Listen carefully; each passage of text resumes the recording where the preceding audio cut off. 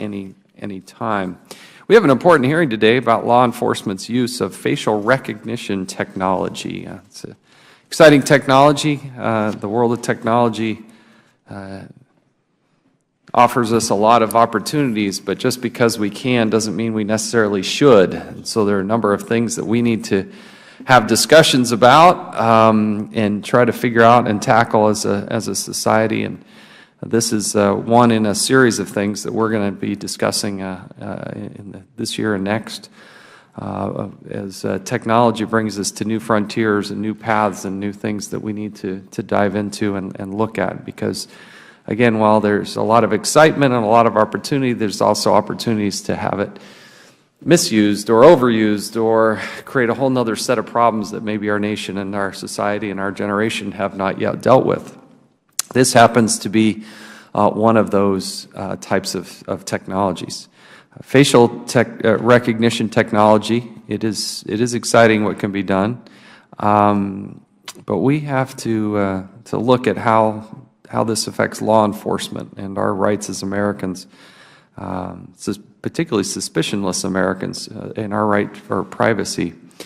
The days of the old Sherlock Holmes dusting for fingerprints and looking for clues, they're being replaced by algorithms and software scanning millions of images at unprecedented speeds to match a face to a name. However, like many technologies used in the wrong hands or without appropriate parameters, it is ripe for abuse. Therefore, the oversight of the use of this technology is essential. Until recently, fingerprint analysis was the most widely used biometric technology for positively identifying arrestees and linking them to previous criminal history. In 2010, the FBI began replacing its legacy fingerprint database with an updated database that incorporates advancements in biometrics such as facial recognition, called the Next Generation Identification, or NGI. This is a database with an estimated cost of $1.2 billion. The FBI claims the NGI system, quote, brought the FBI's biometric identification system and criminal history information to the next level, end quote.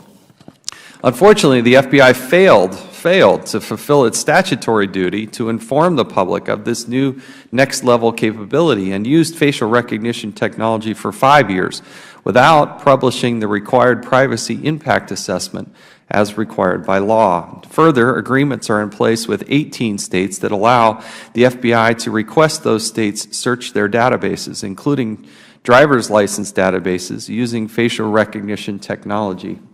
And if we have a graphic, let me have them put that up here if we could. Just to give you those states in the dark blue are the ones that have various types of relationships with the FBI. Those in the light blue do not have those types of relationships, but you can kind of get a sense of where the nation is going and how states are entering into these memorandums of understanding. You can take the graphic down. To be clear, this is a database or a network of databases comprised primarily of law-abiding Americans. 80% of the photos in the FBI's facial recognition network are of non-criminal entries. Each of the photos from driver's licenses, they come from places like driver's licenses, passports, and whatnot. It would be one thing if facial recognition technology were perfect or near perfect, but it clearly is not. Facial recognition technology does make mistakes.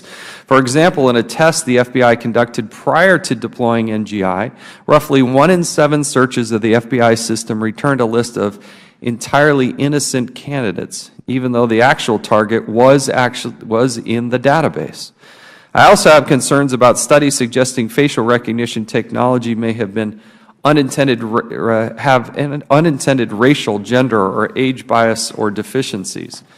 Any technology biases or weaknesses correlating to race, gender, and age raise some serious concerns and need to be widely known and contemplated by law enforcement, legislative bodies, and the judiciary. Facial recognition technology is a powerful tool for law enforcement that can be used to protect people, their property, our borders, and our nation. The private sector may use technology to control access to sensitive information, protect financial transactions, verify time and attendance, and prevent fraud or identity theft, among other uses. But it can also be used by bad actors to harass or stalk individuals. It can be used in a way that chills free speech and free association by targeting people attending certain political meetings, protests, churches, or other types of places in the public.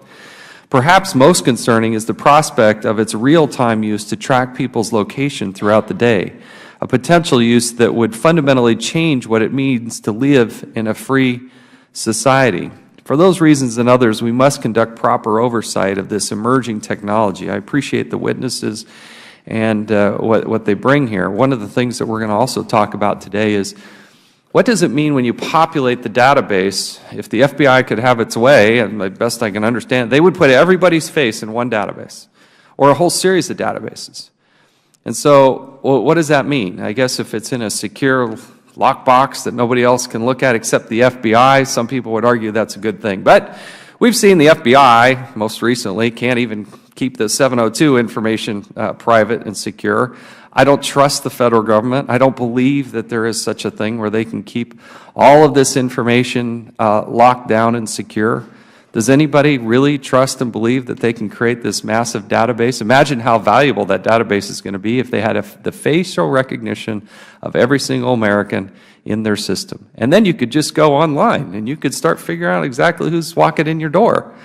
Some companies are actually using this type of technology. They know who you are before you walk in the door. And what does that mean if this information were to get into the wrong hands? So it poses a number of issues and challenges. I'd now like to yield such time as you may consume to Mr. Jordan of Ohio. Thank you, Mr. Chairman.